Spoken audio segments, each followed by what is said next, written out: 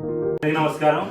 నేను Samareddy Prabhudas help charitable trust Visakhapatnam నుండి ఈరోజు డోలా అనిల్ కుమార్ గారి వర్ధంతి సందర్భంగా భార్య భవానీ గారు, కూతురు వేణి మరియు అల్లుడు అజయ్ గారు కలిసి హెల్ప్ చారిటబుల్ ట్రస్ట్ వారి ఆధ్వర్యంలో ఈరోజు ఇండియన్ రెడ్ క్రాస్ సొసైటీ నిరాశ్రయుల వసతి గృహం వారికి ఈరోజు మధ్యాహ్నం నాన్ వెజ్ భోజనాలు ఏర్పాటు చేయడం జరిగింది.